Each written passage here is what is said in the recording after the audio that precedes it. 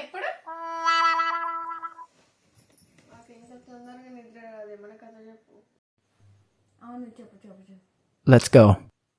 సరే చెప్తా వినండి. అనగనగా ఒక రాజు. ఆపు. ఆ కథ మాకు తెలుసు.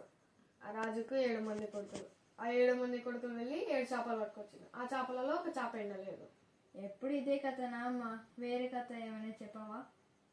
నాకు అది ఒక్కటే వస్తుందిరా. అయితే నేను ఒక దయ్యం కథ చెప్తాను. చెప్పు.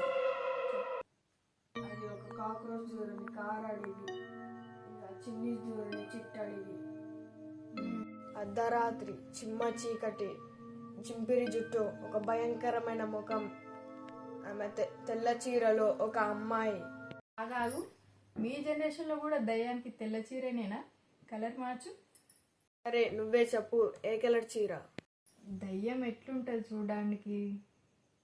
అచ్చం మన సైడ్ వద్దు, మీ డాడీ వాళ్ళ సైడ్ చూడు. రక్తపింజారులు పిశాచాలు మస్తు ఉన్నారు.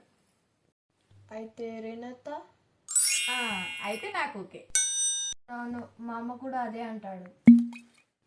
సరే సరే, ఏ చీర సెట్ అయింది చెప్పు.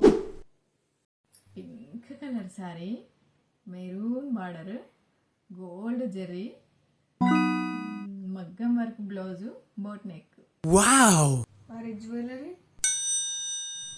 మొన్న 2 తొలల చైన్ కొనిందిలే. అట్లే ఎప్రోచ్ చేయించి లప్పం సున్నం లిప్టిక్ పెట్టండి.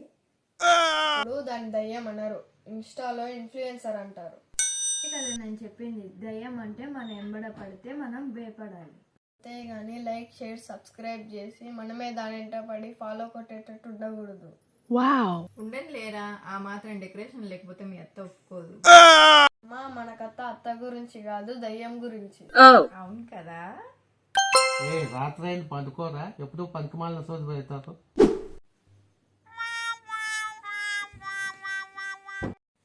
గైస్, మా డాడీ అలాగే అంటాడు, కానీ మీరు లైక్ షేర్ సబ్స్క్రైబ్ చేసుకోవడం మాత్రం మర్చిపోకండి.